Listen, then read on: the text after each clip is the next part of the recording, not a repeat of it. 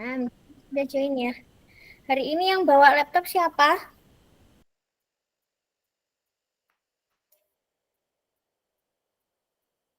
Semuanya pakai HP? Saya sendiri pakai HP, Bu. Oke. Yang lain? Saya pakai laptop, Bu. Pakai HP. Oke, Dimas tak jadikan co-host supaya nanti kalau ada temannya yang nggak sengaja unmute bisa di-mute. Ya, hari ini yang presentasi kelompok berapa? 3 dan 4, Bu. Tapi yang kelompok 4 itu orangnya sampai detik ini nggak ada itu, Bu. Gimana ya, Bu? Nggak ada. Iya, Ada di grup nggak orangnya? nggak ada, Bu. Di matkul-matkul lain juga orangnya nggak ada sih, Bu. Oh, siapa namanya? Nah,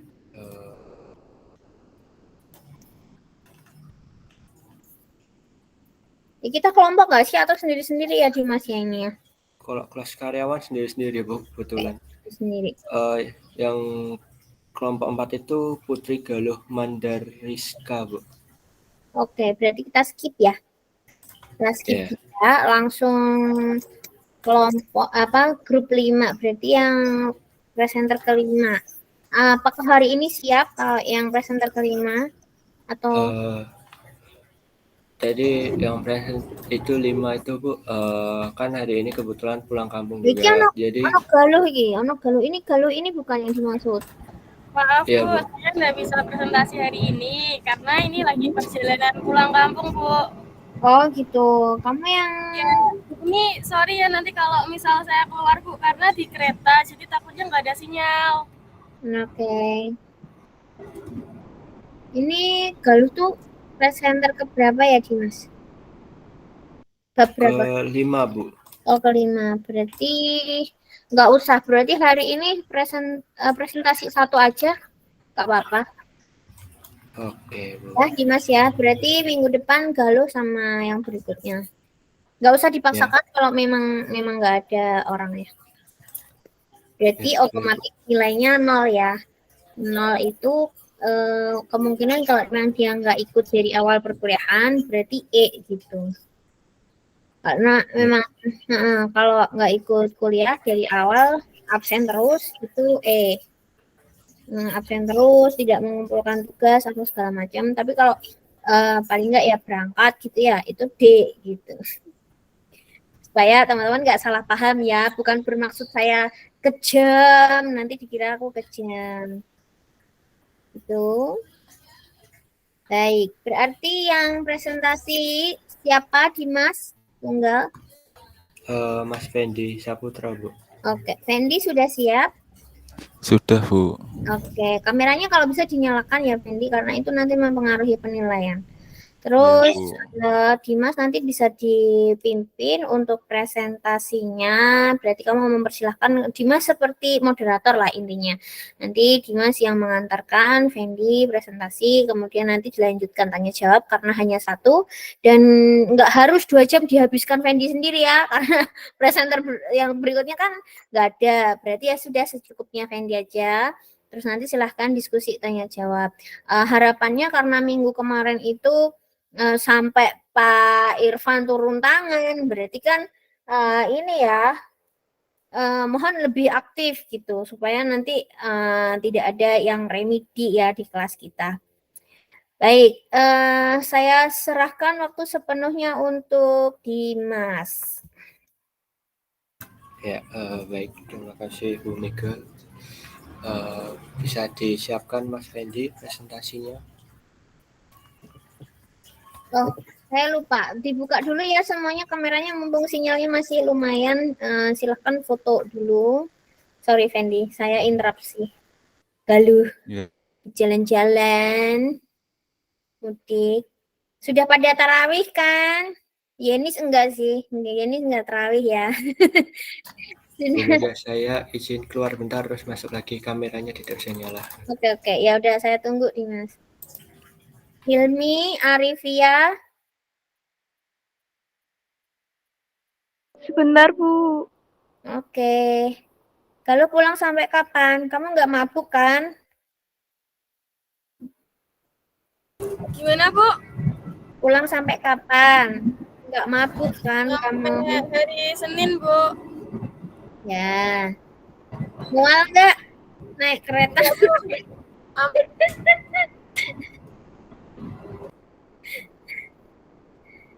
Hilmi. Nah, ini Dimas sudah kembali. Arifia, oke, maaf Arifia. Oh enggak. Ya, Hilmi, ya, udah ya. Rehan, kameranya nggak diturunkan dikit atau kamu yang agak naik supaya nggak kelihatan satu itu. Turun dikit mulutnya biar kelihatan kameranya atau kamu yang naik. Rehan. Ya, oke. Saya hitung ya, yang puasa yang bahagia, apa salam Ramadan. Kami mengucapkan selamat berpuasa. Pak Irwan ketawa nih. Menunaikan ibadah puasa. Oke, boleh jempol, boleh cinta, apa ya, terserah ya. Puasa seperti ini. Gitu. Saya hitung 1, 2, 3. Terus ini kan bisa lah, isin aja disuruh gaya lah dong gaya. Ya, oke, Andika udah ya. Saya ulang. 1, 2, 3. Oke. Soalnya aku nggak bisa, kalau tangannya aku ikutan gitu, nanti nggak ada yang foto. Oke. Maaf Bu Mega, izin bertanya. Fotonya ini buat bukti presentasi ya Bu? Itu ya, absen ya. Ada yang izin tadi Bu. Siapa? Ikhwanul Muslimin lagi Kenapa? di jalan. Oh ya, yang penting nanti join nggak apa-apa. Nanti kan di absen 2 kali ya, Dimas ya. Dia, datang depan sama belakang nggak apa-apa. Oke, Ya. baik Bu. Ya. Soalnya kalau teman-teman yang di kelas besar, mereka tuh suka ini menghilang gitu ya Yenis ya kan. Yenis kan di kelas besar. Kadang kalau pesertanya itu lebih dari 100 gitu tuh, aduh curang-curang soalnya. Makanya kalau Bu Mega punya bukti loh, kamu mukanya yang mana, kan nggak ada tuh gitu kan. Jadi nggak bisa bohong kalau nggak datang. Oke, kembali ke Dimas, silahkan. Terima kasih. Ayo Mas Fendi bisa dimulai untuk presentasinya. Oke, saya akan presentasikan.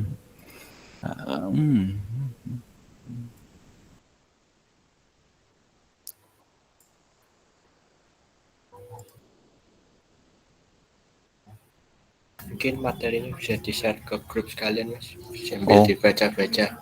Oh iya Mas, bentar ya Mas ya.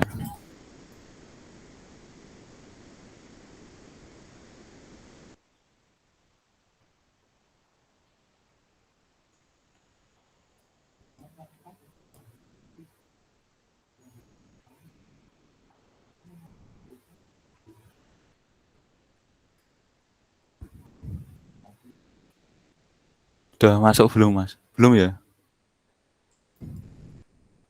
Bentar Mas.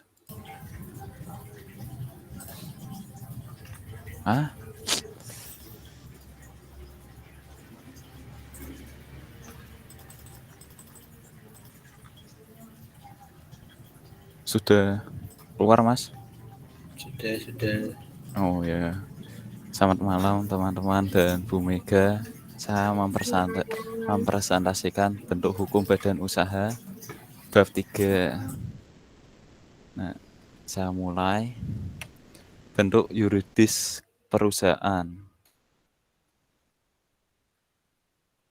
Prolog. Alasan penting dalam pemilihan bentuk perusahaan. Pemilihan bentuk perusahaan perlu dilakukan dengan pertimbangan matang untuk mencegah terjadinya hal-hal yang tidak diinginkan di kemudian hari. Ketiga, dengan bentuk hukum yang jelas menurut hukum, dapat diharapkan bahwa perusahaan akan dapat dengan tegas menentukan langkah-langkah yang harus dilakukan demi mencapai tujuan perusahaan.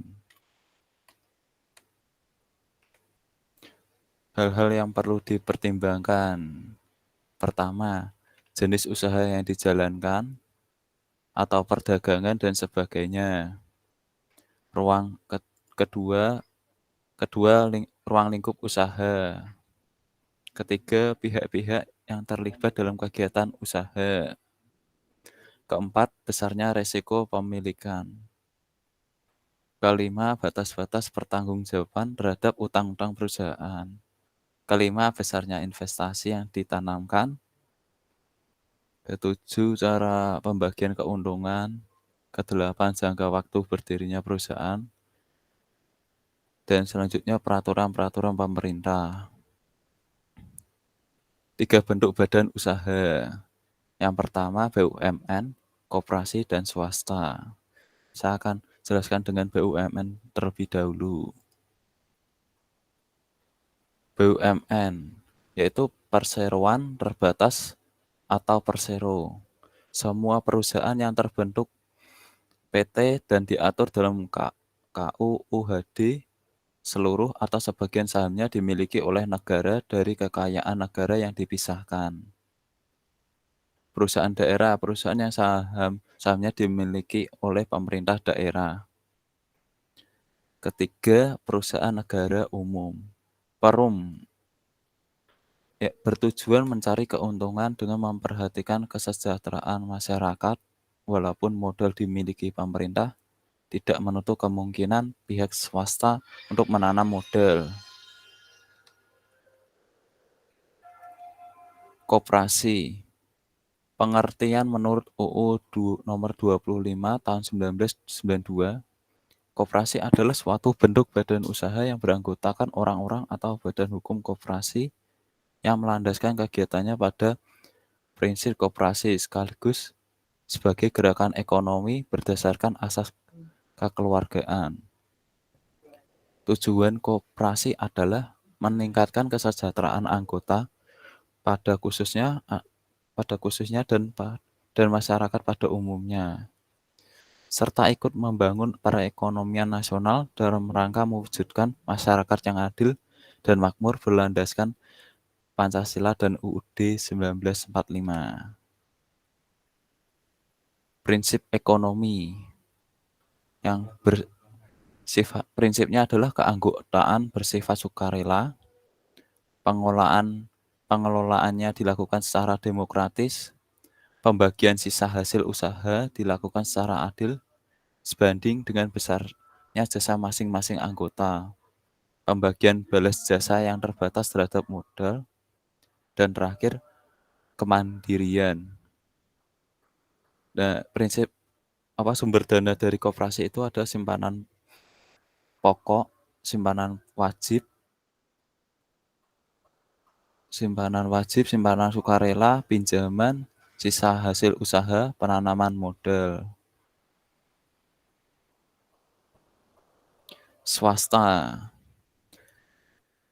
Swasta dibagi dua, yaitu usaha perseorangan dan usaha persekutuan.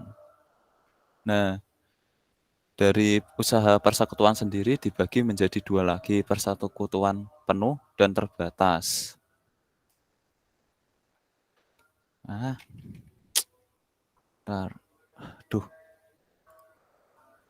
Usaha perseorangan merupakan bentuk badan usaha yang dimiliki dan dikelola sendirinya. Kelebihannya pembentukannya yang mudah dan sederhana, penugasan atas seluruh keuntungan, kebebasan dalam membuat keputusan, dan kepuasan pribadi, lebih mudah memperoleh kredit, kemudian dalam membubarkan usaha.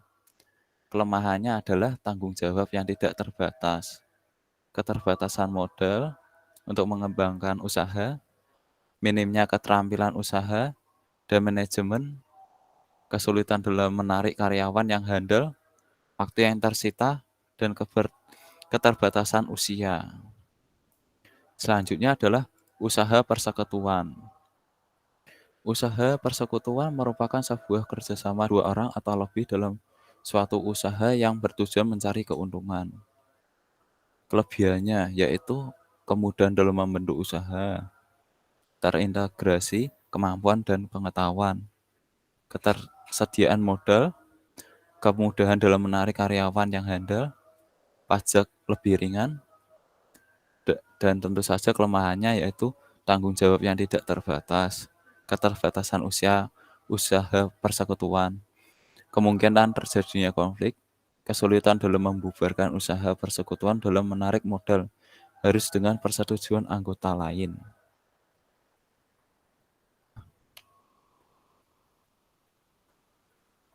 Bentuk-bentuk usaha persekutuan penuh.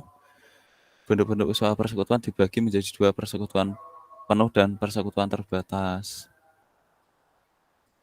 Ini udah.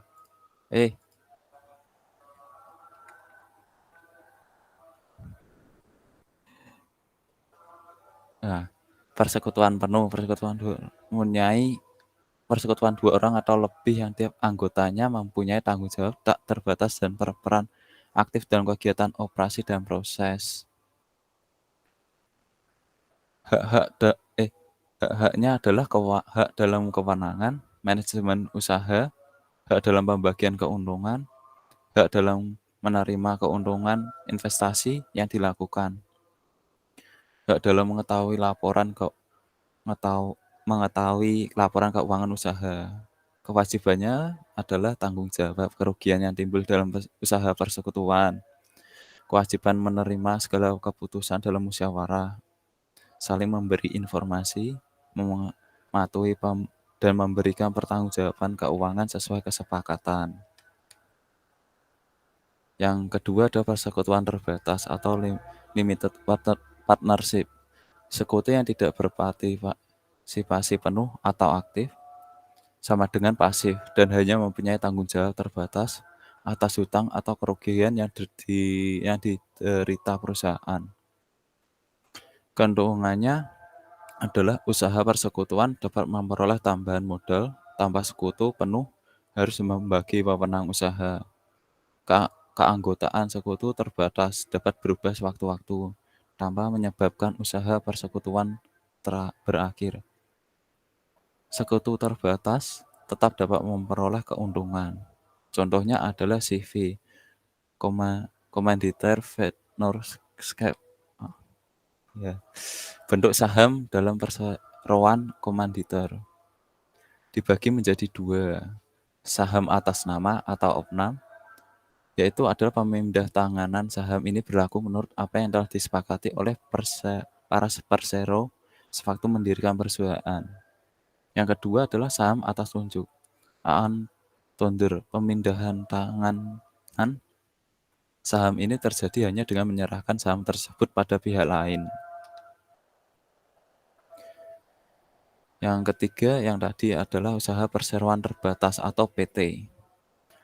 Perseroan merupakan suatu bentuk badan hukum yang didirikan berdasarkan perjanjian, melakukan kegiatan usaha dengan modal dasar yang seluruhnya terbagi dalam saham dan memenuhi persyaratan yang ditetapkan dalam UU serta peraturan pelaksanaannya. Ciri-cirinya adalah perseroan dapat menuntut atau dituntut, dapat membuat kontrak atau perjanjian, memiliki properti, pemisahan yang tegas antara pemilik dan pengelola perusahaan. Dua bentuk saham perseroan. Saham biasa. Ciri-cirinya adalah kalau perusahaan rugi tidak mendapatkan dividen. Berhak ikut rapat pemegang saham, kemungkinan mendapat dividen kecil. Yang kedua, saham preferred. Merupakan gabungan antara obligasi dan saham biasa. Pembayaran dividen diprioritaskan, dividen dalam bentuk tetap, dan dividen kumulatif atau pembayaran yang terhutang di tahun lalu. Pemodal berhak menukar saham preferred dengan saham biasa. Pemegang saham tidak berhak ikut dalam rapat pemegang saham. Kelebihannya yaitu yang pertama, tanggung jawab terbatas pada jumlah yang diinvestasikan, kemudahan untuk ekspansi dengan menjual saham, mudah memindahkan hak milik dengan menjual saham, kontinuitas perusahaan sebagai badan hukum lebih terjamin. Semakin besar kemampuan perusahaan memperkerjakan para manajer spesialis.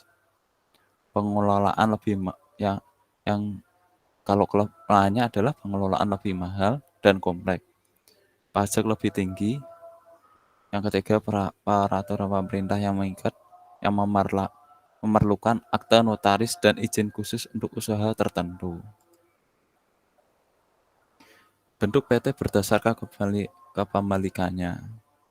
PT tertutup, yaitu PT yang saham-sahamnya hanya dimiliki oleh orang-orang tertentu.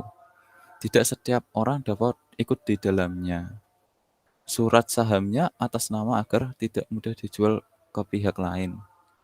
Yang kedua adalah PT terbuka, yaitu PT yang saham-sahamnya boleh dimiliki setiap orang. Bentuk PT berdasarkan lokasi. Dibagi menjadi dua, PT asing, yaitu perusahaan yang didirikan di luar negeri menurut hukum yang berlaku di sana, dan tempat kedudukannya di luar negeri. PT domestik adalah perusahaan yang menjalankan kegiatan usahanya dan berada di dalam negeri dan mengikuti peraturan yang ditetapkan oleh pemerintah setempat. Lembaga keuangan. Semua badan yang melalui kegiatannya di bidang keuangan, menarik dana dari masyarakat dan menyalurkannya ke masyarakat. Lembaga keuangan dibagi menjadi dua. Yang pertama yaitu lembaga keuangan yang disebut bank. Yang kedua adalah lembaga keuangan bukan bank. Lembaga keuangan bank. Yang pertama adalah bank adalah badan usaha yang kegiatannya menghimpun dana dari masyarakat dalam bentuk simpanan dan menyalurkannya kepada masyarakat dalam bentuk kredit guna meningkatkan taraf hidup masyarakat yang tercantum dalam UU Nomor 7 Tahun 1992. Fungsi perbankan adalah alat pemerintah untuk menjaga kestabilan ekonomi moneter dan keuangan. Hubungan dengan luar negeri, peranan bank, yaitu hubungan dengan luar negeri, jembatan dengan dunia internasional dalam lalu lintas devisa, moneter, dan perdagangan, serta membantu terjadinya perdagangan ekspor, impor, pariwisata, dan uang. Yang kedua, peranan bank adalah hubungan dengan dalam negeri, memenuhi kebutuhan ekonomi dalam bentuk penyediaan dan pengelolaan uang. Jenis-jenis lembaga perbankan berdasarkan kepemilikan.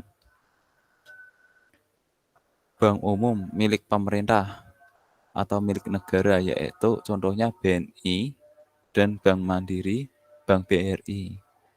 Bank umum swasta, contohnya adalah Bank Lipo dan BII. Bank pembangunan daerah, contohnya BPD Jateng, BPD DKI, BPD Jatim. Dan keempat adalah bank asing, contohnya Citibank, Standard Chartered Bank, dan selanjutnya sumber dana bank. Yaitu pertama, dana yang bersumber dari bank itu Yang pertama adalah dana yang bersumber dari bank itu sendiri, yaitu dana yang bersumber dari pemegang saham dan cadangan-cadangan serta keuntungan yang belum dibagikan kepada pemegang saham.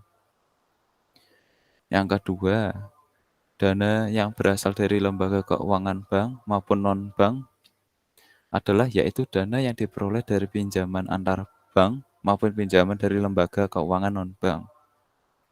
Dana masyarakat luas berasal dari tabungan atau simpanan masyarakat itu sendiri. Seterusnya, lembaga keuangan bukan bank atau LKBB adalah badan yang melakukan kegiatan di bidang keuangan yang secara langsung atau tidak langsung menghimpun serta memberikan pinjaman jangka menengah antara 1 tahun sampai 5 tahun dan jangka panjang. Jenis-jenis usaha yang dilakukan LKBB yaitu jasa anak piutang, kedua menerbitkan sertifikat deposito, ketiga leasing, keempat kartu kredit, kelima pembiayaan konsumen, broker, dan lain-lain. Perluasan usaha atau ekspansi. Motif dalam melakukan ekspansi atau usaha yang didasari dalam 4 motif, yaitu pertama motif ambisi, yaitu motif yang terdorong keinginan supaya namanya tenar dan dikenal masyarakat. Yang kedua, motif ekonomis, yaitu dengan pertimbangan untuk memperbesar atau mempertahankan laba yang diperoleh. Yang ketiga adalah motif spekulasi, yaitu berani menanggung resiko dalam menghadapi keadaan yang belum pasti. Dan yang keempat, yaitu motif kreasi adalah berusaha menemukan ide-ide yang mengarah pada kemajuan perusahaan. Kombinasi bisnis dibagi menjadi 2. Yang pertama akuisisi, yaitu perusahaan membeli saham mayoritas perusahaan lain, tetapi masing-masing perusahaan tetap mempertahankan identitasnya. Yang kedua, adapun merger, apabila dua perusahaan atau lebih melebur menjadi sebuah perusahaan. Trust, suatu bentuk organisasi perusahaan yang didirikan untuk menghindari kerugian masing-masing anggota dan memperbesar keuntungan perusahaan. Ciri-cirinya yang pertama, yaitu resiko tetap menjadi tanggungan dari perusahaan-perusahaan yang bergabung. Kedua, kelemahan dan kebaikan masing-masing perusahaan sama-sama diterima. Ketiga, kebebasan masing-masing perusahaan hilang. Keempat, ketergantungan pada mesin serta barang-barang modal yang sudah ada. Contohnya adalah Bank Mandiri merupakan gabungan dari Bank Bumi Daya, Bank Dagang Negara, Bank Pembangunan Indonesia, Bank Ekspor-Impor Indonesia. Yang selanjutnya adalah holding company. Perusahaan yang kondisi keuangannya kuat dapat memiliki perusahaan lain dengan cara membeli saham-sahamnya. Ciri-cirinya pertama adalah semua resiko ditanggung oleh perusahaan yang mengambil alih. Kedua, semua kebaikan dan kelemahan dari perusahaan yang diambil alih sama-sama diterima. Ketiga, perusahaan yang diambil alih kehilangan kemerdekaan. Keempat, adanya penyesuaian organisasi dari perusahaan yang diambil alih. Selanjutnya adalah joint venture, merupakan bentuk kerjasama antara beberapa perusahaan dari beberapa negara menjadi satu perusahaan. Ciri-cirinya, tanggung jawab terhadap resiko dibagi masing-masing partner.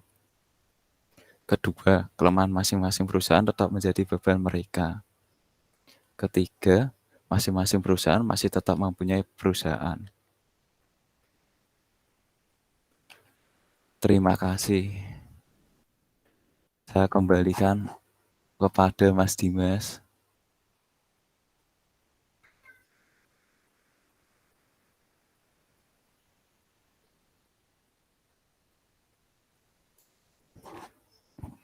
Halo Mas Dimas.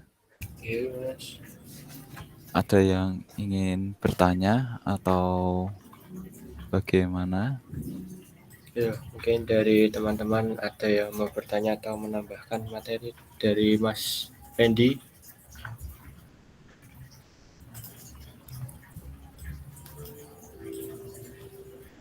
Atau saya bertanya duluan. Saya mau tanya, Mas. Ya, silakan Mas.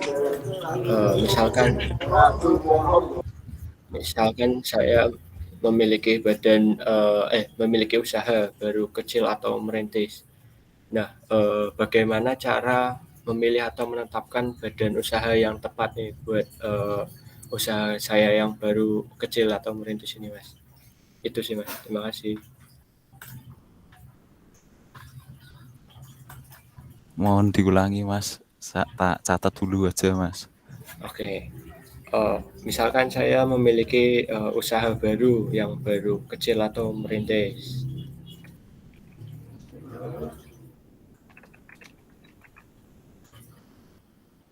Ya, seterusnya Mas. Bagaimana sih cara menetapkan atau memilih bentuk badan usaha yang tepat untuk bisnis saya ini?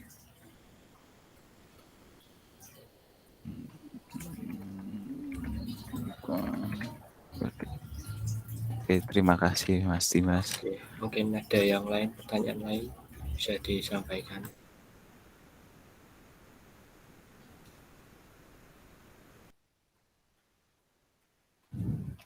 Monggo, Mbak Ivana. Ya, terima kasih Mas Dimas. Ini saya mau bertanya, tadi di slide terakhir joint venture, contoh perusahaan tersebut itu apa saja ya? Mohon dijawab Mas Fendi. Oh ya, Ya. siap Mbak.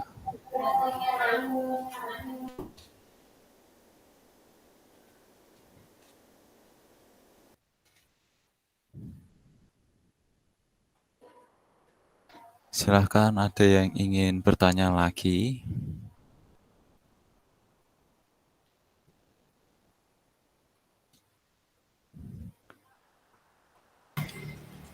Ayo, yang mau bertanya silahkan. Iya Pak Irfan Gustama, silahkan Pak.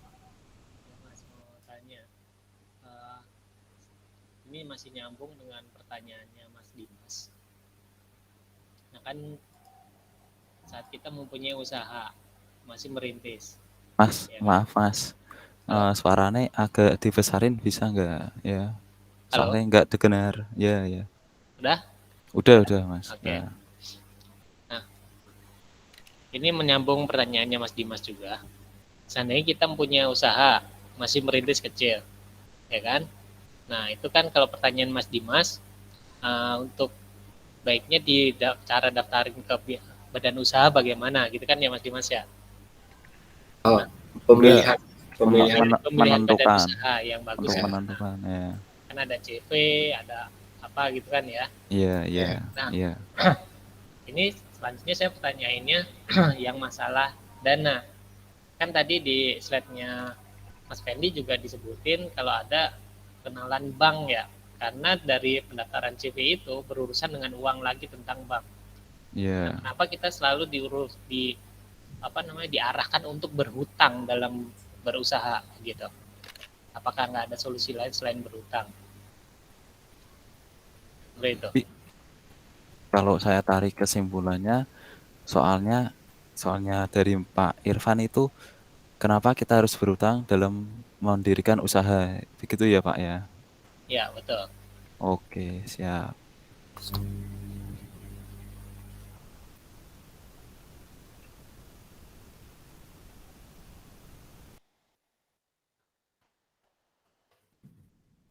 Ingin ada yang bertanya lagi?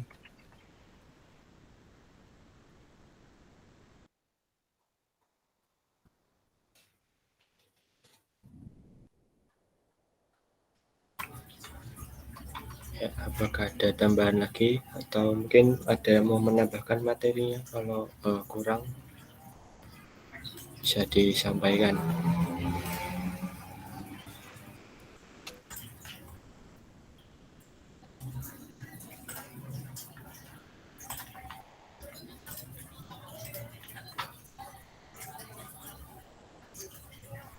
Apa mungkin untuk kayak sesinya pertama dulu gitu, untuk 3 penanya, habis itu selanjutnya gitu tambah Ya, lagi, boleh, boleh silakan gitu. dijawab dulu saja Pak untuk tak nyari. pertanyaan Ya. Jadi siapa tahu kepikiran lagi kan. Ya, saya tak coba ya Mas ya. Bentar Mas.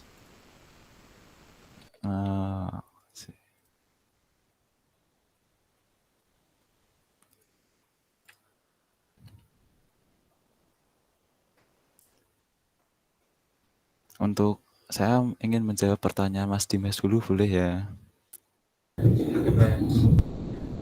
Untuk menentukan badan usaha yang tepat sangat penting dalam merintis usaha yang baru. Ada beberapa faktor yang perlu dipertimbangkan saat menentukan badan usaha. Di antaranya, tujuan bisnisnya. Mas Dimas itu apa? Jadi Mas Dimas harus memahami tujuan bisnis yang jelas untuk menentukan badan usaha yang ingin Mas Dimas laksanakan. Jadi kayak ingin memulai bisnis sendiri atau bekerja sama dengan orang lain. Tujuannya tuh untuk apa? Kayak misal ada yang untuk mencari keuntungan, ada yang untuk kayak ingin kayak ada badan usaha yang kayak kayak yang menyelamatkan lingkungan gitu loh. Nah, ada yang untuk sosial kayak menggalang dana untuk sosial gitu loh, Mas. Nah, yang kedua, jenis usaha badan yang tepat bergantung pada jenis usaha yang dijalankan. Mas Dimas ini pengen usaha apa? Usaha yang pengen mempopulerkan apa produk atau dalam bidang jasa. Nah, apakah bersifat lokal atau global? Mungkin bisa kayak kalau misalnya lokal kan pasti kan ya maksudnya itu usaha modalnya itu bakalan nggak sebesar pasar global kan. Nah, jadi ditentukan di situ juga apakah pasar targetnya tuh global atau lokal. Dan juga ada peraturan pemerintah yang dipertimbangkan saat menentukan badan usaha. Jadi itu badan usaha tuh juga ada izin khususnya, nggak asal mendirikan usaha-usaha gitu, Mas. Kalau yang maksudnya ingin yang diinginkan pemerintah dan taat peraturan gitu loh, Mas. Jadi nggak gampang kayak ada Satpol PP atau ada gusuran, nah nanti nggak jadi kena gusur. Nah, maksudnya tuh kan gitu. Jadi kayak usahanya itu, oh ini udah ada izin khusus dari pemerintah. Jadi kalau mau gusur pun ya kita ndak bisa digusur gitu loh. Nah, yang kedua adalah kepemilikannya.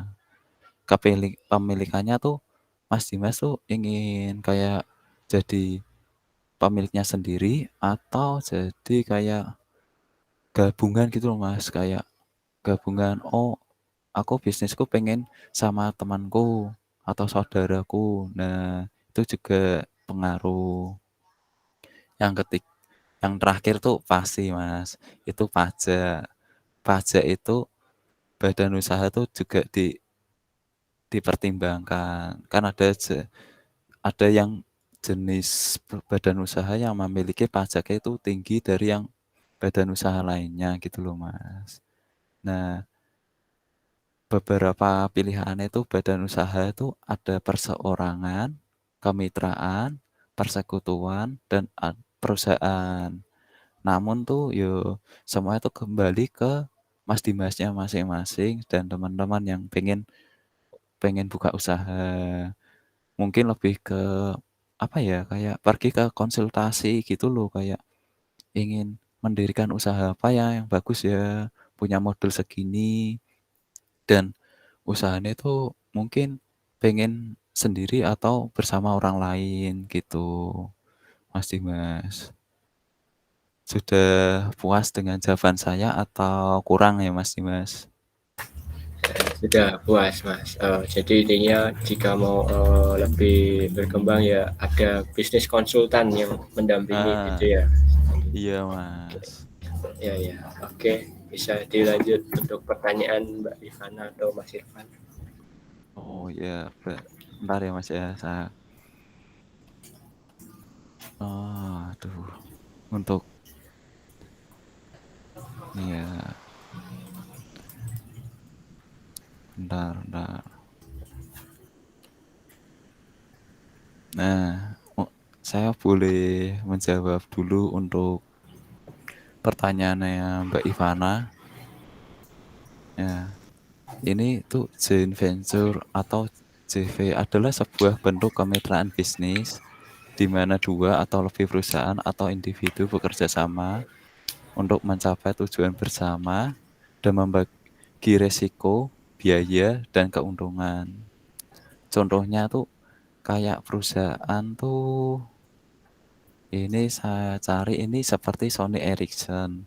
Ya pasti orang-orang yang mungkin kelahiran tahun 90-an ya mungkin ya Sony Ericsson udah pada tahu lah, paham lah HP Sony Ericsson.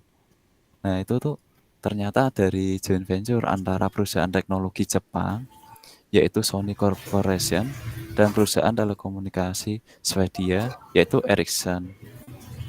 Nah itu tuh jadi bekerja sama gitu loh untuk membangun perusahaan. Dan ada lagi yaitu Starbucks. Ya pasti anak muda-muda yang kekinian tuh pasti tahulah yang namanya Starbucks. Itu apa gitu loh kan pasti tahu pasti kan tuh kopi yang mungkin digandrungi sama anak-anak muda ya mungkin ya tahu lah. Nah itu ternyata juga joint venture dengan perusahaan kopi Starbucks Corporation dan perusahaan minuman ringan Pepsi. Pepsi ya nggak usah tak jelasin lagi lah. Pepsi ya paham untuk. Nah itu tuh ternyata tuh masuknya joint venture. Nah untuk pertanyaannya Mbak Ivana udah puas dengan jawabannya atau belum ya? Iya sudah puas. Apakah McD dan KFC juga termasuk, Mas Fendi? Kalau McD sih sebenarnya ini saya cari ya juga termasuk Mbak Ivana. Ternyata McD itu bekerja samanya dengan Disney. Jadi itu kayak film-film Disney kan setiap tahun kan memproduksi film tuh Mbak animasi. Nah ternyata tuh yang apa ya kayak mempromosikan film juga itu ya ternyata McD juga dipromosin dari Disney jadi kerjasama gitu loh Mbak. Nah kan kadang ada kayak promo nih, kamu beli paket combo apa gitu kan nanti kan ada hadiahnya dari kayak apa ya, mungkin Cars, apa Princess apa gitulah ya itu kan dapat hadiah lah itu ternyata McD dengan Disney itu joint venture Mbak. Oh ya baik. Oh Siap, ya, itu saya mengerti. ya terima kasih Mbak Ivana. Ya terima kasih juga. Saya ingin menjawab pertanyaannya dari Pak Irfan Gustama. Intinya tuh soalnya tuh kenapa kita harus berhutang dan mendirikan usaha. Nah, sebenarnya tuh tidak diperlukan berhutang dalam mendirikan usaha. Tapi tuh ada ya mungkin ada pilihan ya kayak kenapa dalam usaha tuh seseorang tuh mungkin memilih untuk utang dulu gitu loh. Karena ya mungkin karena modalnya itu kurang, karena ya mungkin mendirikan usaha tuh ya ndak sedikit loh Pak atau teman-teman. Jangan usaha yang gede, usaha mungkin kucingan itu mungkin membutuhkan 3 juta atau 5 jutaan. Itu aja yang usaha kecil-kecilan. Nah, sedangkan untuk memulai modal usaha yang lumayan yang di atas itu pun harus mempunyai uang yang besar. Bahkan mungkin mungkin ya maaf ya, mungkin ya ada orang yang dari orang tuanya atau dari keluarga yang kurang mampu begitu mungkin, oh aku pengen kayak apa ya ekonomiku biar keluargaku menjadi baik. Nah, dia mau nggak mau tuh kayak masa ya orang tuaku harus mampu ngasih aku modal gede kan nggak bisa. Nah, dengan cara meminjam atau utang dulu untuk membuat usaha. Yang kedua tuh itu tuh ketika bisnis telah berjalan atau berkembang ya, misal nih ya, kalau udah buka usaha, nah ini tuh dibutuhkan modal lagi. Kayak misal aku buka inilah, kayak contoh kayak minuman gitu. Nah, pasti kalau mungkin aku kasih 3 menu. Nah, 3 menu tuh ya orang-orang mungkin yang udah pada beli itu udah kayak, "Wah, bosan, kok menunya ini aja, cuma 3 aja." Nah, pasti orang-orang kan mikirnya cari kedai yang lain aja lah, yang menunya tuh lebih banyak, lebih komplit, lebih enak. Nah, orang-orang pada beralih ke kedai yang lain. Nah, jadi lama-kelamaan ya kedai yang misal saya buat itu lama-lama jadi sepi. Nah, ketika sepi itu saya kepikiran untuk menambahkan menu baru. Nah, menu baru ini tuh ya pasti tetap butuh modal gitu.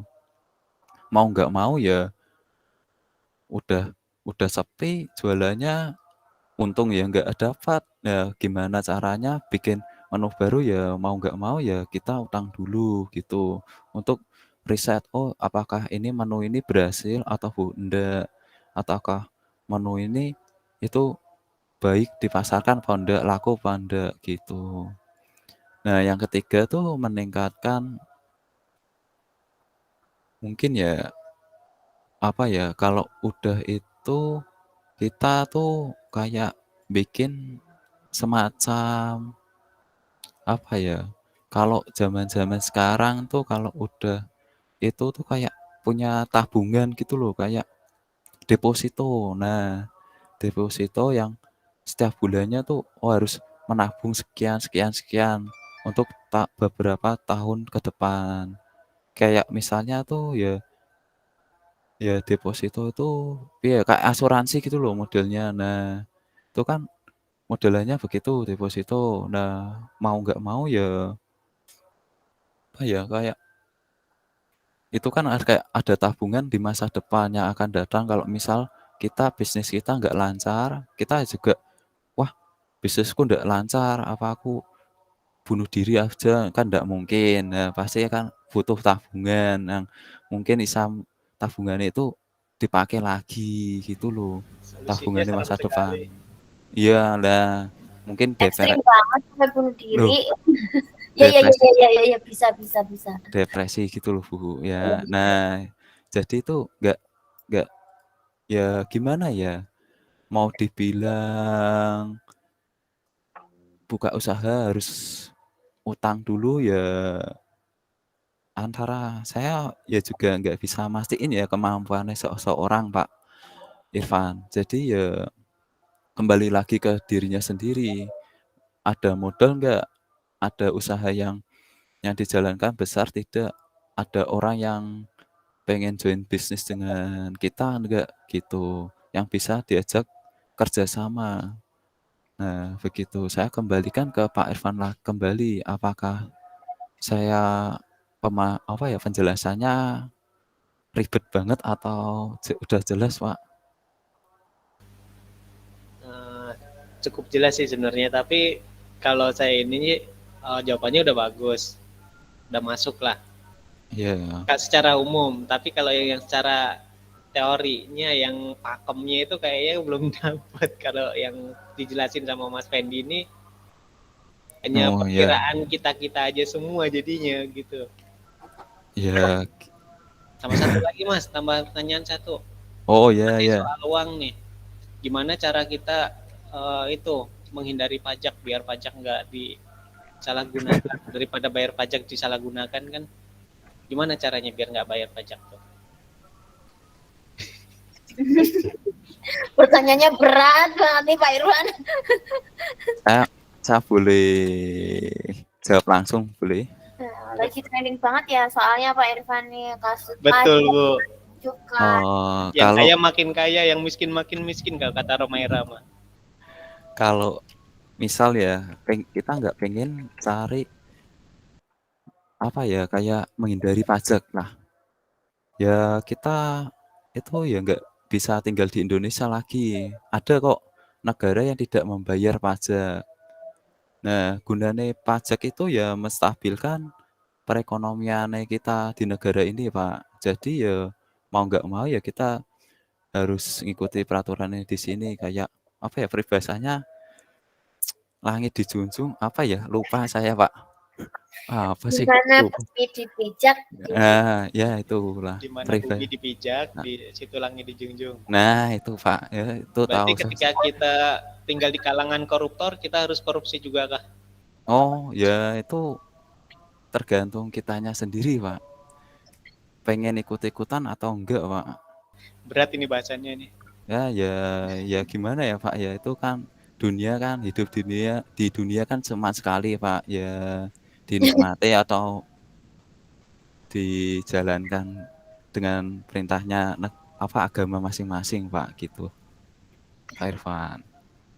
Nah untuk negara yang tidak memiliki pajak penghasilan bagi warga negaranya Pak saya sebutin ya.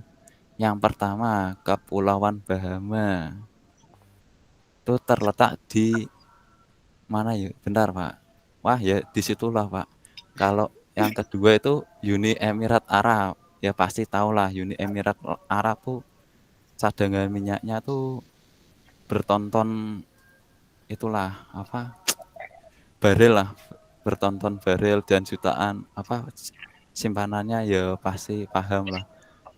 Tiap masyarakatnya punya supercar kalau rusak apa bocor banyak ganti lagi. Nah itu kan Yang itu nggak diganti usah bayar. mobilnya atau bannya? Ganti bannya Pak. Mobilnya Pak eman-eman Pak. Nah yang kedua tuh Monaco. Nah Monaco tahu sendiri kan yang suka bola ya mungkin lihatnya Ligue 1. Nah Ligue 1 kan ada PSG. Nah yang rivalnya kan Monaco. Nah itu Monaco itu ternyata negara Pak. Negara yang terletaknya dekat Perancis. Itu ya istilahnya dia tuh kayak punya kasino gitu loh Pak. Nah jadi yo pajak nggak orang-orang tuh ya warganya nggak usah bayar pajak orang penghasilan dari kasinonya saja tinggi kenapa harus bayar pajak warganya begitu Pak. Yang keempat itu Bermuda. Nah Bermuda itu ya ini tuh negara istilahnya kecil gitu loh Pak tapi dan memiliki eksotis pantainya maksudnya Pak bukan orang-orangnya pantainya Pak. Nah pantainya dan lautnya itu jadi orang-orang ya pasti wisatawan tuh pada berkunjung ke negaranya jadi pendapatan negaranya itu bertambah terus saja jadi warganya nggak usah bayar pajak Pak begitu Pak. Kalau misalnya Pak Irfan pengen aku nggak pengen bayar pajak ya silahkan monggo pindah dari negara Indonesia Pak kalau nggak Waduh, pengen parah. Pak. Kenapa kok ininya logikanya dibalik begitu? Gimana kalau dibalik? Kenapa Indonesia kok tidak mencontoh negara yang tidak rakyatnya tidak membayar pajak dan diaplikasikan di Indonesia? Nah ini Berarti ganti rakyat dong Pak. Hah? Berarti ganti rakyat dong Pak. Kandi rakyat. Iya ganti rakyat dong. Berarti. Apa itu kandi rakyat? Rakyatnya ganti Pak. Oh, ganti rakyat. Iya dong. Berarti dong. Bener nggak sih? Peraturannya gitu maksudnya. Peraturannya kan Kalau- yang nggak wajib tuh. Lah daripada sekarang pajaknya kan di ini. Ini tadi tema kita apaan sih? Kok jadi ke pajak? ini ke badan hukum yang lain kan, badan yang lain, ya. hukum silahkan yang lain jika ingin bertanya atau mungkin hari ini bisa sudah selesai begitu. Saya kembalikan lagi ke Mas Dimas sama Bu Mega aja. Inginnya bagaimana? Ya, terima kasih. Mungkin pertanyaan Pak Irfan ini cukup berat ya. Saya menambahkan dikit mungkin untuk zaman sekarang ini bisa misal tidak butuh modal itu bisa pakai reseller atau affiliate. Nah itu kan barang orang lain kita tinggal jual. Mungkin solusi zaman sekarang seperti itu. Saya cuma menambahkan itu aja sih. Mungkin bisa kembali ke Bu Mega. Ya. Saya lanjut. Terima kasih semuanya. Jadi hari ini yang bertanya ada berapa orang? Kan ada 3 sih Bu, Mas Dimas, Mbak Ivana, sama Mas Irfan. Cuman Mas Irfan itu ngasih pertanyaan 2 gitu Bu. Itu berarti hitungannya satu. Oh ya, berarti 3 orang Bu, berarti Bu. Oke. Ya, baik. Terima kasih sekali, Fendi. Jadi kesimpulan dari presentasinya ada berapa jenis perusahaan? Fendi? Ada jenis perusahaannya ada 3 Bu. Ini 3 apa ada BUMN, koperasi dan swasta. Ya, kemudian yang swasta? Yang swasta ini benar Bu. Swasta. Tadi kan ada CV, ada oh ya, benar, apa aja? Ya. Loh, benar Bu. Loh. Nah, bentuk upai. Apa ya Mayo? Formanya dibuka. Benar Bu. Lembaga keuangan.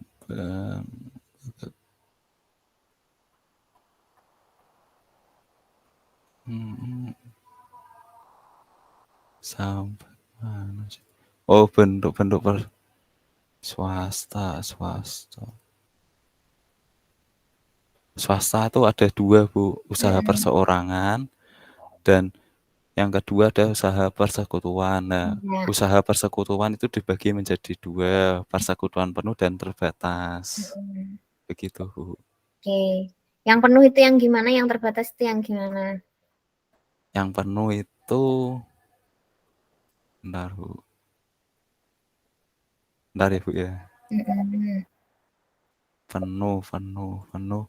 Itu persekutuan 2 orang atau lebih yang tiap anggotanya mempunyai tanggung jawab tak terbatas dan berperan aktif dalam kegiatan operasi dan proses usaha. Yang terbatas itu sekutu yang tidak berpartisipasi penuh atau aktif atau pasif. Dan hanya mempunyai tanggung jawab terbatas atas hutang atau kerugian yang diderita perusahaan. Baik.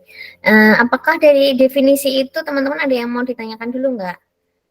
Atau sudah jelas dari yang disimpulkan?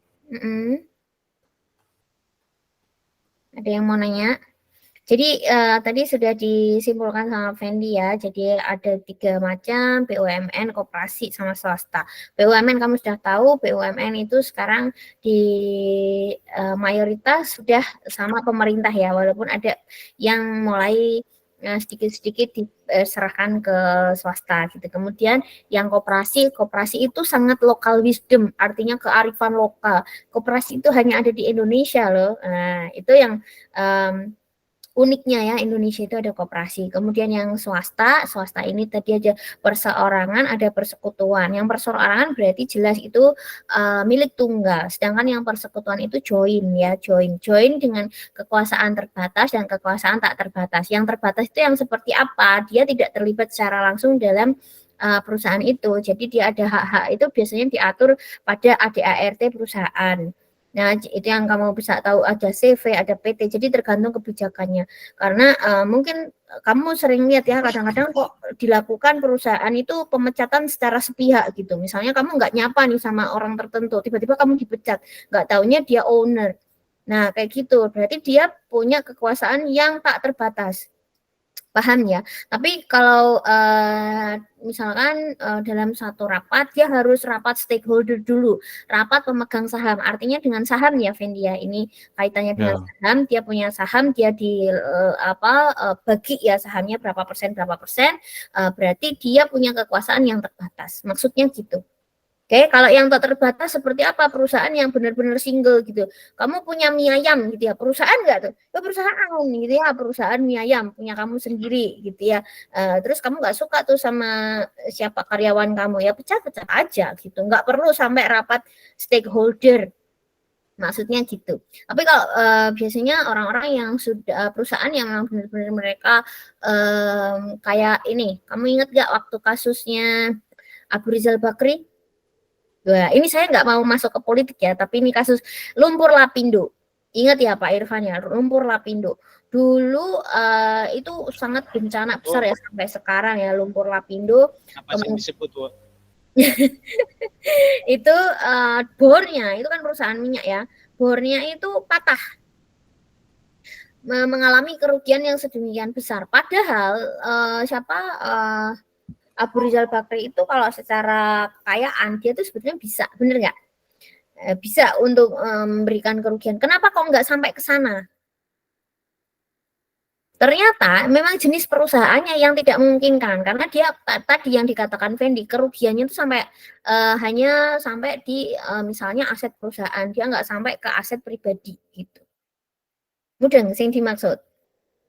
Nah, jadi walaupun dia kaya tapi itu bukan dari uang perusahaan. Jadi tergantung itu dia perusahaannya tuh aktanya seperti apa gitu ya, kesepakatannya terbataskah atau tak terbataskah gitu. Itu apa ya, permainannya udah kelas tinggi gitu. Nah, tadi ada pertanyaannya Dimas, kalau misalnya ini gimana kita sebagai perusahaan pemula, sepemula apa? Sepemula apa? Kalau sepemula kita UMKM ya jangan masuk ke, saran saya jangan masuk ke perusahaan, jangan masuk ke dalam bentuk perusahaan. Karena apa? Banyak juga, nah tadi ya kaitannya dengan Pak Irfan, masalah administrasi pajak dan lain-lain. Kalau itu penghasilan kamu di bawah 60 juta lah, 55 juta gitu ya, itu kamu kena pajak 0. Tapi kalau kamu penghasilan dalam 1 tahun, kalau misalnya penghasilan kamu sudah lebih dari itu, nah itu kamu baru dikenai pajak. Pajaknya udah bertingkat ya. Nanti setelah kalau nggak salah 150 juta setahun itu pajak penghasilan kamu naik. Nah nanti 250, jadi kita bertingkat. Pajaknya Indonesia itu bertingkat, ada aturannya. Bu Mega kok tahu kenapa? Iya, saya termasuk orang-orang yang dikejar-kejar pajak. Jadi, nanya Bu. Iya, Pak Irfan silakan. Itu kan tadi katanya kalau usaha ada apa namanya hasil omset gitu. Itu hitungan omset atau Omset. keuntungan bersih? Nah, omsetnya kita bukan dalam 1 tahun iya omset itu omset. 60 juta. Itu ketika kita daftarkan minimal di CV gitu kan ya, udah wajib pajak itu berarti. Iya, CV itu harus punya NPWP sendiri, Pak. Dan udah wajib pajak. Ya, CV bukan atas nama orangnya ya, tapi atas nama CV NPWP-nya. Oh, berarti mending nggak usah yang gitu. Ya rugi. Hasil kotor kan begitu. Makanya masih mau tetap di UMKM atau mau naik level nih. Jadi kita lihat dulu ya, kita introspeksi dulu. Memang keren, betul. Keren kalau udah sampai ke CV apalagi ke PT gitu, keren ya Pak Irfan ya. Siapa sih yang nggak pengen gitu ya punya nama branding sendiri, CV apa atau PT apa. Tapi percaya nggak Pak Irfan, saya belajar dari teman-teman yang Tionghoa, bukan rasis ya. Tapi kalau kita bicara di Indonesia ya, di Salatiga di Semarang kita bisa lihat itu yang bisnisnya jalan banget itu siapa sih gitu kan, gimana cara mereka melakukan proses bisnisnya. Nah, orang Tionghoa itu teman-teman bisa lihat apakah yang jualan HP. Nah, jualan HP nih, counter yang laris banget, misalkan di Semarang ada SMS Shop, kemudian ada apa lagi yang kamu tahu kelihatan murah. Kenapa dia murah? Tahu nggak kenapa dia murah dibandingkan yang lain? Biar menarik pelanggan, Bu. Karena nggak didaftarkan. Iya, tapi ada satu kunci lagi, dia nggak bayar pajak, dia nggak include pajak. Itu berarti di barangnya ya, bukan di tokonya, di usahanya, tapi udah diambil langsung dari item produknya. Maybe, saya nggak tahu persis bagaimana mereka mengoperasikan bisnis. Jadi seperti counter yang laris di SMS Shop itu ternyata namanya itu bukan CV, Pak, masih nama perorangan. Saya juga kaget.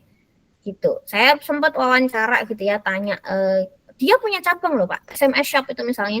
SMS Shop itu punya cabang di Salatiga ada, di Surabaya ada, di Semarang ada. Kurang besar apa coba? Nah, bisa dibayangkan ya, dia punya cabang segini banyak, SMS Shop namanya, SMS huruf besar terus shop gitu. Dan dia, kenapa saya tahu, saya itu melakukan pembelian HP dan nama transfer banknya itu nama perorangan. Buat saya itu aneh untuk sebuah usaha bisnis gitu ya, pelaku bisnis untuk transfer kok nama pribadi, seperti saya jual beli sama ya sama teman sendiri gitu. Paham ya Pak Irfan maksudnya? Kalau misalnya kita beli mobil, beli motor, transfernya kemana? Biasanya nama perusahaan, misalnya PT Suzuki apa atau PT Honda apa gitu ya, Astra apa jenis Astra bla bla bla, Astra Salatiga atau Astra apa.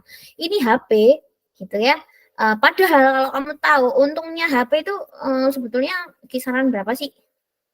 Kan kamu juga biasa ya, maksudnya lihat di all shop juga ada, terus teman-temanmu yang jualan itu kira-kira range-nya kan misalnya 200 sampai 1 juta, bener gak sih?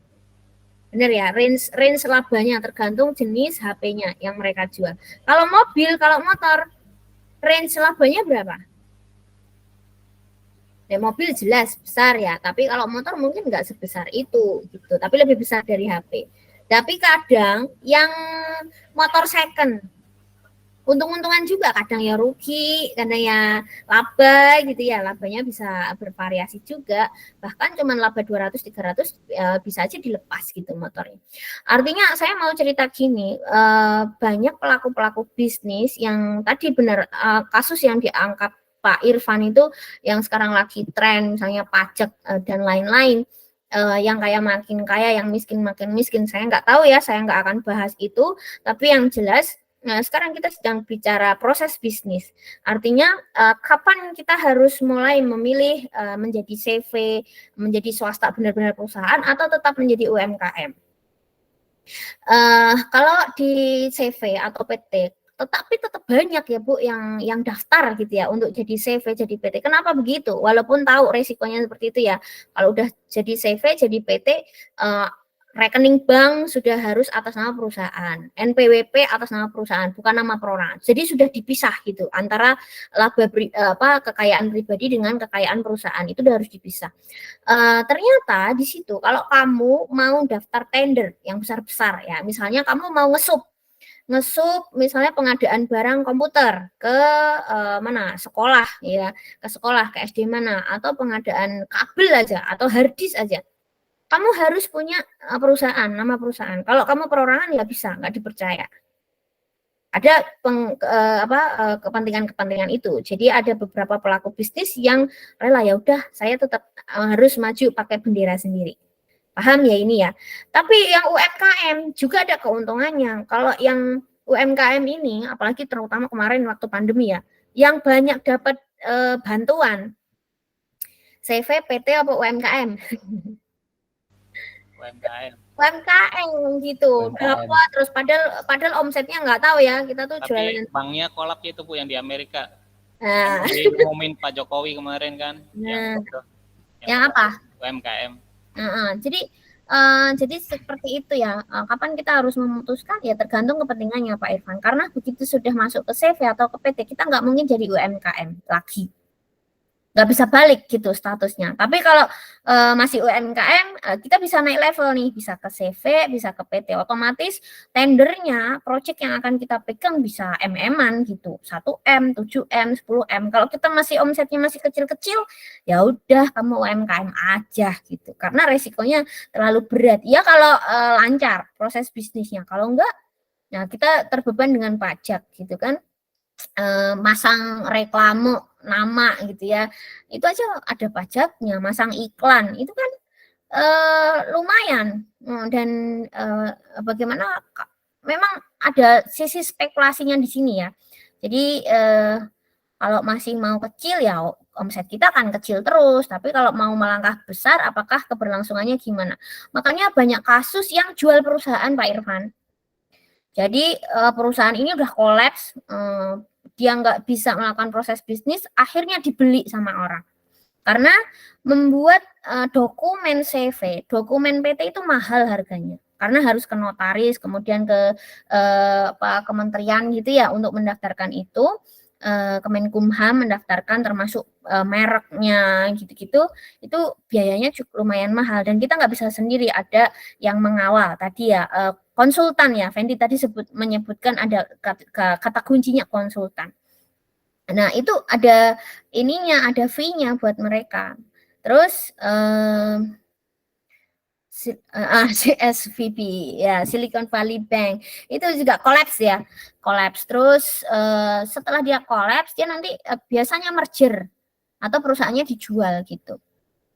Jual ini biasanya dibeli ya, utang-utangnya dibeli gitu. Sangar ya, itu permainan level dewa lah gitu.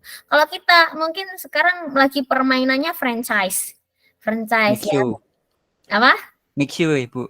Mixu ngomongnya ya, Mixu atau es teh Indonesia atau Menanti, terus Noms Kopi. Nah, Noms Kopi, terus ada lagi teh Nusantara. Kamu tahu ya Andika ya? Teh Nusantara tahu. yang Jawa gitu ya, yang kayaknya kecil tapi omsetnya banyak loh, teh-teh kayak gitu tuh. Karena ya apa? Dia lebih fleksibel ya, masuk ke kampus, masuk ke pasar malam gitu kan. Lebih fleksibel. Itu kemarin saya baca berita Instagram tuh yang Menanti punyanya Jerome Pauline, tahu ya, dia harus bayar biaya franchise tuh 400 juta. Tapi yang kejual tehnya cuma 5 cup sehari, komplain-komplain tuh yang beli ya, kayak gitu. Jadi memang harus pintar-pintar memutuskan karena tidak terlepas dari spekulasi, ada sisi-sisi spekulasinya. Gitu ya, mudah-mudahan memberikan pencerahan buat kita semua. Kalau urusan kenapa Indonesia ada pajak, itu kebijakan masing-masing. Kalau di Indonesia sendiri pajak itu sudah diterapkan dari zaman penjajahan dulu, Pak Irfan, ya kan, dari sejak Hindia Belanda. Mungkin namanya bukan pajak. Iya, betul Andika, upeti namanya. Dan tujuannya pemerataan kesejahteraan. Mungkin yang tadi disebutkan Fendi, ada beberapa negara yang memang dia tidak ngambil pajak gitu ya, tapi di Amerika, di Jepang termasuk pajaknya tertinggi Pak, 13%. Saya tinggal di sana, foreigner pun bayar pajak. Nah, sudah di Jepang saya kena pajak, balik ke Indonesia saya juga kena pajak. Jadi urusan cukai mencukai saya tuh jadinya pengen komen ya. Kamu dengar kan itu ya cerita cukai yang menang lombanya. Tuangkan saja sekarang, Bu.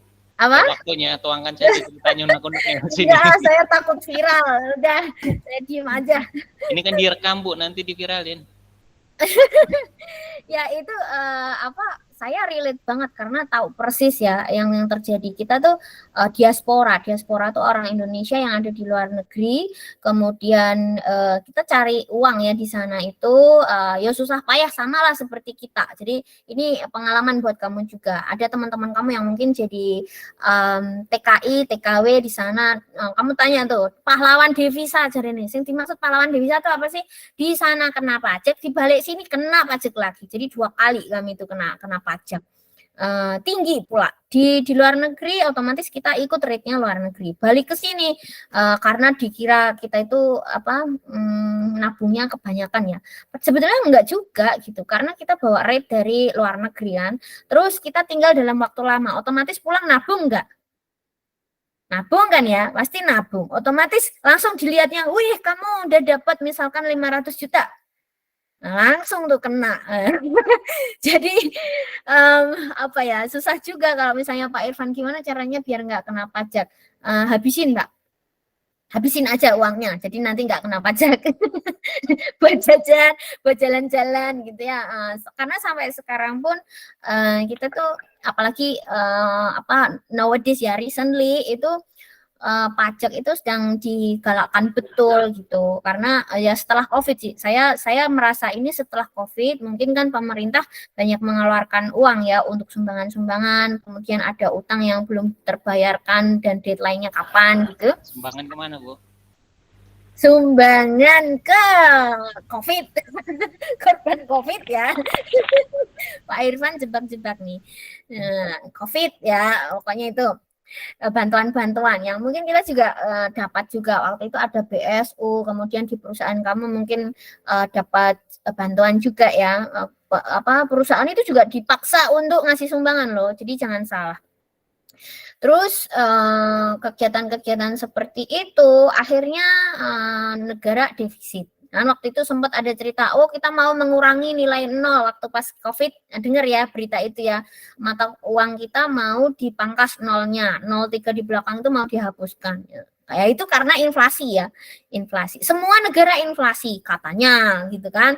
Indonesia kisah mending karena inflasinya katanya hanya di angka 1-2%. Ya katanya gitu. Tapi saya nggak tahu detailnya itu seperti apa, sehingga pajaknya mungkin kita tahu sendiri ya, ada beberapa kali perubahan. Bu Mega tuh merasakan sekali karena saya tuh kena berkali-kali urusan pajak itu udah dari tahun berapa ya? Ya sejak COVID itu. Jadi saya kena kemarin, kalau kamu dengar urusan siapa tuh Babe Cabita, terus siapa lagi yang di Instagram, kamu ngikutin nggak? Cerita dia kurang bayar 167 juta, ada yang 200 berapa juta. Aku juga gitu. Padahal aku yang dosen ya. Saya juga kemarin saya kurang bayar 23 juta. Yo tak bayar karena saya punya uang. Ya udah nggak apa-apa. Gitu. Bayangin gitu kan. Jadi kalau urusan yang lagi tren sekarang saya tuh nge-relate banget karena paham betul. Yang kemarin saya menyelenggarakan event, saya ada hadiah ya. Saya sebagai penyelenggara bekerja sama dengan Jepang, waktu itu sekolah Jepang, acaranya di Indonesia. Mau cuma ngirim sertifikat, jumlahnya 6. Saya kena cukai. Oh, itu yang baru kemarin piala. Bener ya, sama yang juara nyanyi ya, itu kan dia 2015. Saya juga, padahal cuma saya sebagai penyelenggara, saya nggak beli, saya hanya penyelenggara seminar. Dokumennya itu amplop gitu ya, amplop panjang, amplop yang ukuran F4 itu kan, ukuran F4. Akhirnya saya nggak ambil itu, jadi saya print ulang di sini. Nah, daripada saya bayar cukai, ngapain gitu kan? Udah gitu masih diacak-acak pula. Cerita dari anaknya Pak Gus Dur, siapa namanya? Anissa Wahid ya? Iya ya, itu kan. Yeni Wahid. Nah, Yeni Wahid itu kan cerita juga diacak-acak. Ya, jangankan dia, kami juga yang rakyat jelata ini juga kami diacak-acak gitu. Udah biasa. Jadi saya diam aja. Jadi gatel tangan aku pengen komen, tapi udah guys, aku ngajar aja, ngajar dengan tulus ikhlas ya Fendi ya, ngajari Fendi dan ada Pak Irfan, kita diskusi. Mudah-mudahan semua berjalan ke arah yang positif negara kita, dan saya yakin itu karena saya optimis juga banyak pemikir-pemikir yang luar biasa di negara kita ya. Nah itu Fendi bilang, di mana langit dipijak di situ bumi dijunjung. Oke, Fendi, baik, saya ngikut arahan kamu. Ya ada beberapa, misalnya Pak Irfan mau tahu banyak pejabat-pejabat yang mungkin menyimpan uangnya itu dalam bentuk dolar. Itu katanya ya bisa menghilangkan pajak. Tapi problem lagi Pak. Kripto Bu. Kripto juga mau dipajakan ya. Kemarin karena NFT juga, ingat nggak waktu siapa tuh kemarin yang dari Udinus itu dibeli berapa? Ghazali. Tahu banget ya. Jadi teman-teman aku seneng deh kalian tuh ini ngikutin tren juga ya. Jadi Bu Mega ngomongnya kemana kamu ngikut gitu sih, mantap. Jadi harus gitu karena saya juga suka baca-baca gitu ya yang lagi, terutama yang lagi viral, kamu harus tahu. Jangan sampai dijak omong apa nggak ngerti, dijak omong apa nggak ngerti kan rak lucu ya, apalagi generasi milenial. Oke, cukup ya Pak Irfan ya. Kalau memang uangnya udah triliun ya udahlah bayar pajak aja. Tapi kalau kayak kita uangnya masih dalam 3 digit ya kayaknya kayak nggak fair ya Pak Irfan. Kita bayarin pajaknya banyak banget gitu kan.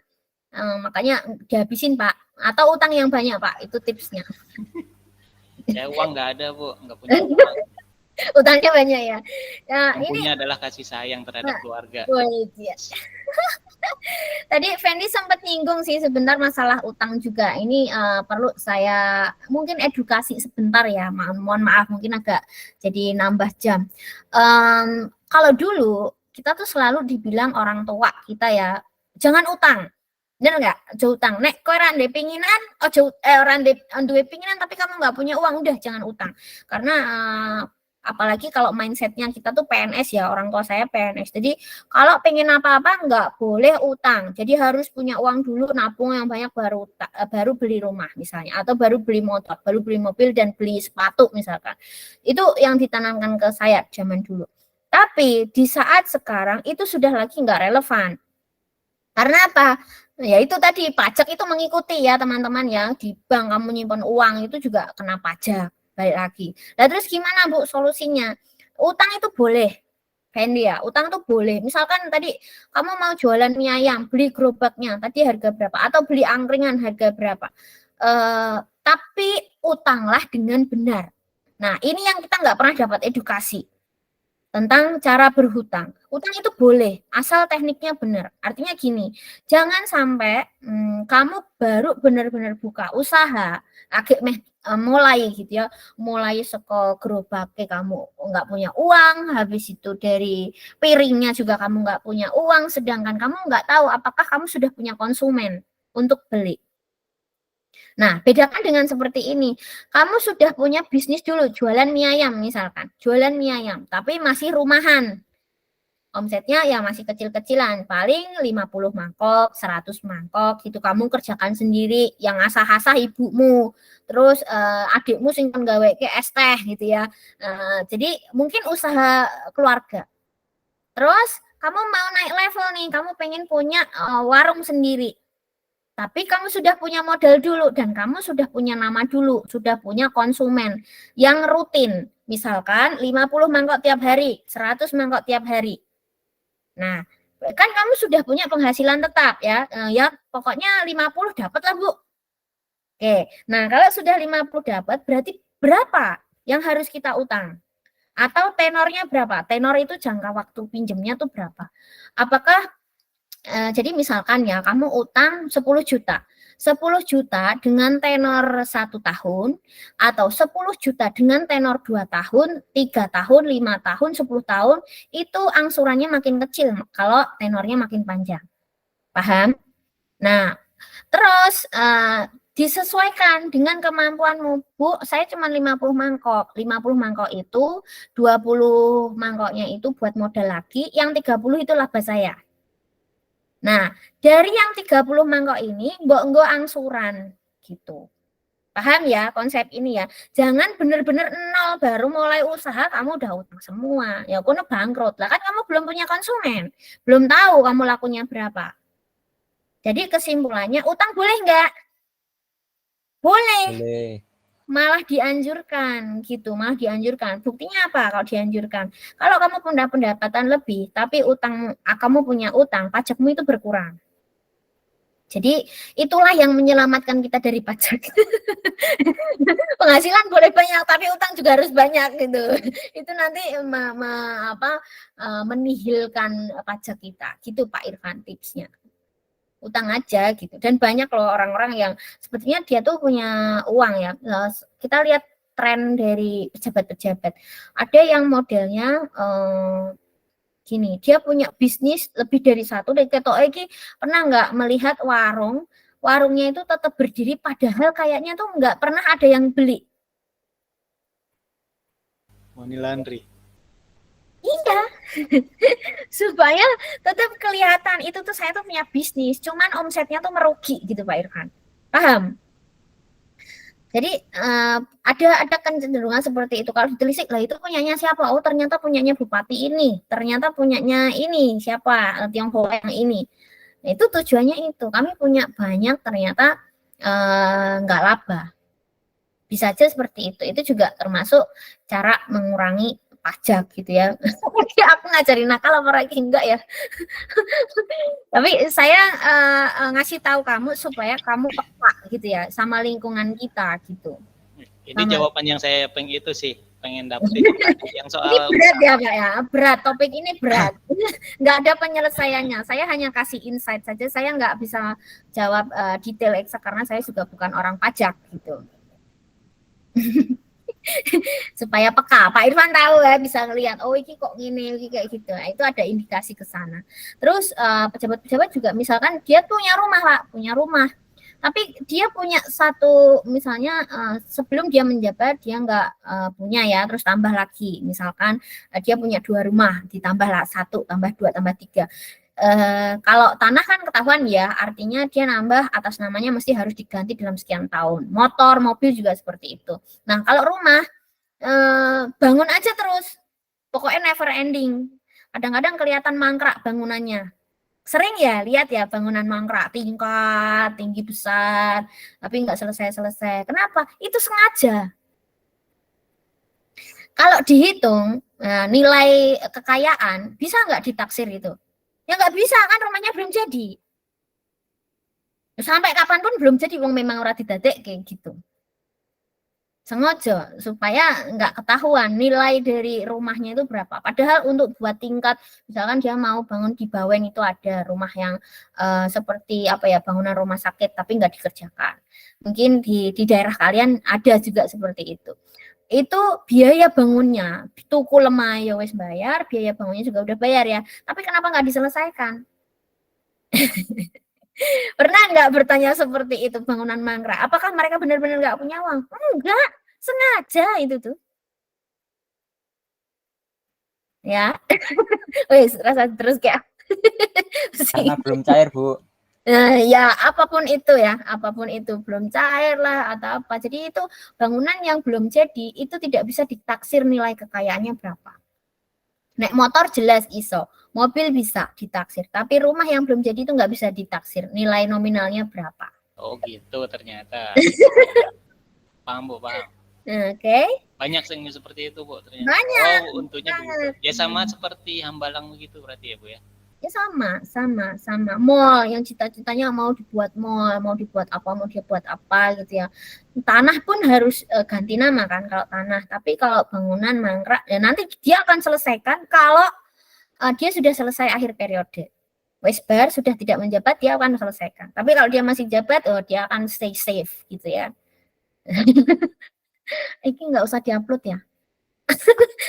yang di sini tetap di sini. Oke. Ini semoga di antara kita ada yang jadi pejabat dan ini pelajaran ya.